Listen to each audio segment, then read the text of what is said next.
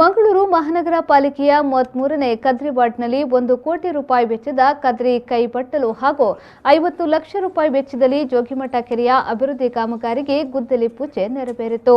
ಗುದ್ದಲಿ ಪೂಜೆಗೆ ಶಾಸಕ ವೇದವ್ಯಾಸ್ ಕಾಮತ್ ಅವರು ಚಾಲನೆಯನ್ನ ನೀಡಿದರು.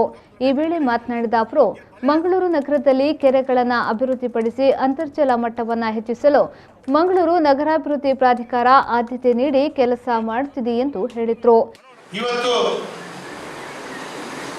ಮೂಡದ ಅಧ್ಯಕ್ಷರಾಗಿ ರವಿಶಂಕರ್ ವಿಜಾರ್ ಅವರು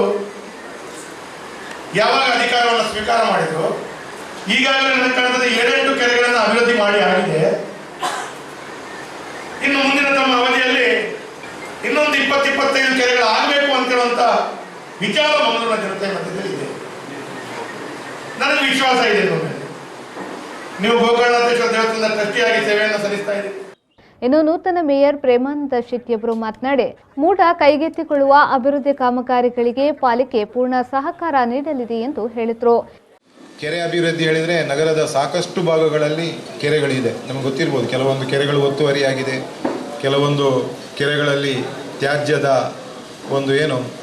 ತ್ಯಾಜ್ಯಗಳು ಬಂದು ಬೀರುವಂಥದ್ದು ಸಾಕಷ್ಟು ನಗರ ಭಾಗದಲ್ಲಿ ಹುಡುಕಿಕೊಂಡು ಹೋದರೆ ಕೆರೆಗಳಿದೆ. ಖಂಡಿತವಾಗಲೂ ಈ ಕೆರೆಗಳು ಅಭಿವೃದ್ಧಿ ಆದರೆ ತನ್ನಿಂದ ತಾನಾಗಿಯೇ ಪ್ರತಿ ವಾರ್ಡಿನಲ್ಲಿ ಈ ರೀತಿಯ ಸ್ವಚ್ಛತೆ ಇರ್ಬೋದು ಅಥವಾ ಪರಿಸರ ಸ್ನೇಹಿಯಾಗಿ ಆ ವಾರ್ಡನ್ನು ರಚನೆ ಮಾಡಲಿಕ್ಕಾಗ್ತದೆ.